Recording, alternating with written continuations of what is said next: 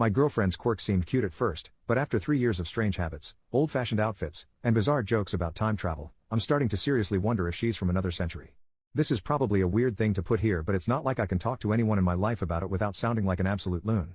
And just to preface this, I don't like 100% believe this. It's maybe just a suspicion that got into my head, and hopefully putting it down will make it go away. I, 26 male, met my girlfriend, 22 female, 3 years ago in my second year of college. She was out of state and didn't have many friends here. She was kind of odd for reasons I will explain later, but she was nice and we bonded over watching and crap-talking movies together. When we first got together, she told me that she was polyamorous, but not interested in lovemaking, and not looking for something long-term as she was going to move away after she graduated. I know it seems weird, polyamorous but not interested in lovemaking, but actually polyamory isn't all about lovemaking, I have learned. We came to an agreement that we would date, but we could both date and flirt with other people. I didn't think I would want this for a long-term partner, but I'm still young and experimenting, and since she doesn't really make love, sometimes she does things for me, but nothing more, and she always declines when I offer to return. It doesn't really bother me. Now into the weird stuff. 1. She doesn't go into detail about her family. She's from the rural Appalachian part of Georgia. That's it. That's all I know. She won't talk in detail about anything else in her past. 2. Always takes like 5 to 10 seconds to remember her birthday, and she can never remember if the month or day is meant to come first. 3. She's always changing her accent depending on who she talks to. She says her brain does this automatically. But her sentence structure is weird. She sometimes uses British slang and words, says lift, flat, wanker, waffling, blackguard, how do you mean instead of what do you mean, can nay instead of can't, I will do instead of I will do that. When she watches Shakespeare, she literally talks like Shakespeare for an hour after. She only has a southern accent in the morning before she has a conversation with me. We call every morning. She doesn't like texting, and when she's talking to a southerner. She does say words like holler and y'all like a southerner though. 4. She doesn't wear modern clothes. She wears corsets and slips, and instead of bras and underwear, like there is nothing on her legs, she just wears a short dress under her corset. Unless she is wearing men's clothes, and then she wears old-fashioned looking men's underwear, always has multiple layers of petticoats and dresses with styles from all different times, like I'm talking vintage 50s to medieval. 5. When we watch historical movies, she's always pointing out flaws of the accuracy, but it's not big historical events, it's stuff like metal wouldn't have been used for that until X year, why are her laces in the back, that's not really a thing in that era, that's not how Christmas was celebrated back then, that cutlery is inaccurate for the time. She's too old to have her hair down. 6. Doesn't shave. Don't get me wrong, that's her choice, I just thought it was a little odd. Claims that it is a modern invention, shaving the body. Save for working women with lice. Why does she know that? And by modern invention she means the 1920s. 7. Obviously she is really into history, but when I ask her where she gets her information she can never give me sources. Just I don't remember, it must have been in a book somewhere or probably online or something. When I doubt all the little details she tells me, she says that it's okay that I don't believe her, but that she knows she's right. She's a scholar. She always stresses the importance of sources when I tell her things, but it's like she doesn't even care to prove the things she says. 8. She gets irritated at things on the internet, and talks about how much better the old web was. When I ask her what she means by that, she said before 2010. I was like, wouldn't you have been 8 in 2010? And she said something like, oh yeah, I guess I would have been pretty young. Whenever I bring up the fact that she never really experienced the old web as an adult or even teenager, she agrees with me and then changes the topic. 9. Even though she's always calling out inaccuracy in media, she makes no attempt to be accurate herself. Like she mixes up all the eras. I called one of her outfits medieval and she listed every item she wore in what century, decade, even down to the exact year sometimes, to prove to me that it was not really medieval. I'm making her sound annoying, but really she doesn't talk about her clothes unless you specifically ask. 10. When I called her born in the wrong time, she was very against it. She says she doesn't feel like she missed out on any of the eras, and that she likes living in the now. I asked why she's always wearing old styles. She said just because she wears old styles doesn't mean she wants to live back then. She said that's why she doesn't do reenactment, because she has no desire to relive the past. 11. I can't remember what it was in reference to, but she said jokingly, I've lived through the year 2012 too many times. She said it as a joke, but I didn't really understand. So I asked her and she said she was joking. I said I knew she was, I just didn't understand what the joke was. She just brushed it off and never explained. 12. Has a bunch of vintage USSR and American space pins.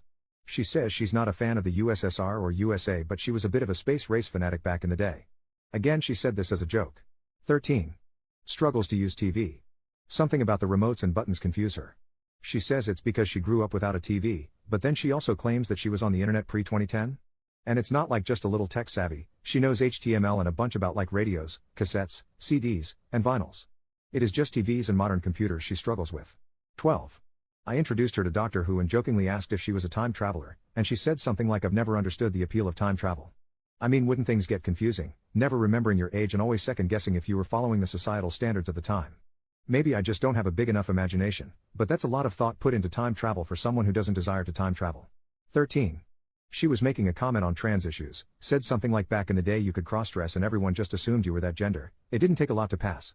I asked back in what day? And she was like pre-1850s. I asked her where she heard this because it sounded silly to me, like I'm not transphobic or anything but I can tell what gender someone is by their facial features. She said something like well, we told it by the clothes. I was like, we? And she was like by we I mean humans pre-1850s. Not like I was actually there. I said what if you were actually there and you were actually a time traveler, and she said something like I would probably have been a nun. No need to tell the men from the women in the nunnery? Where did that come from? I was like what's that all about? And she was like nunneries were the original sororities. Everyone thinks it's all holy but really it's mostly lesbians. It's not sodomy if there's no schlong. Where is she getting this? 14. Speaking of cross-dressing, she does a lot. She wears men's historical fashion. I am straight so I see her as a woman, but she told me that she was really agender. I asked why she didn't tell people that she said it's not that I'm not a woman, the definition just changed. I'm a woman of the old standard and most people assume I'm a woman, so I let them. I asked if she would prefer I use other pronouns than the girl ones, and she said that she didn't really care either way. I'm not really into gay stuff, like I have gay friends so I know more than the average heterosexual guy but they don't really talk about gender and stuff so maybe that's not really that odd but it seemed odd to me. 15. And probably the weirdest thing, she's 5 feet 5 inches and average looks skinny, but weighs probably like 150 to 175? That's just an estimate from when I pick her up. When I comment on this she says she has dense bones. What does that mean? She looks slightly underweight if anything, so why is she technically overweight? There's other stuff too but that's all I can think of off the top of my head. I just had to vent because it's getting to me. If anyone has any advice or similar experiences feel free to comment. Update 7 hours later, I decided just to accuse her of time travel. Literally just called her, and opened with I know you're a time traveler. She laughed and asked what the heck I was talking about, and I told her okay I don't really think she's a time traveler, I just think she had been keeping things from me. I asked her if she was lying about her age. She got serious and asked me to come over because she didn't want to talk on the phone. Obviously, part of me was hoping she was going to reveal that she was a time traveler. Spoiler, she is not a time traveler. She told me that she has been lying about her age. She's 28, but started college older than usual because of a hard time getting out of her hometown, and felt like she missed out on her early adolescence. She regrets it but she had wanted to fit in. She told everyone she was 18 when she first got here, and now there was no going back. She was embarrassed to tell me because she had lied about it, and didn't know how to tell me the truth. She asked me what brought on the suspicion, and I showed her this post. She laughed for like 10 minutes and thinks it's very funny that my first thought was time travel, and expressed what you all have, that the oddities were just autism. She said she might not have a diagnosis, but I guess I've been community voted now. She explained everything I was curious about, and gave me permission to post it here. She grew up in a large family in rural Georgia. Her family were poor and had multiple addictions, her dad was an alcoholic, and were overall very neglectful. The community she grew up in was really behind in technology because of the poverty, and her family didn't have TV. She would spend lots of time in the local library just to be out of the house, where they had free internet access and lots of books. She found interest in historical clothing, and since she already knew how to sew due to her upbringing, modifying hand-me-downs, repairing clothes, she got really into it. She was always the least favorite of her siblings, not physically abused, but ignored. When she was older, she found out that she was intersex, and had a male private part that was removed at birth. She thinks that's the reason her parents ignored her more than the others. They were very religious and she thinks they saw her as a mistake in God's eyes.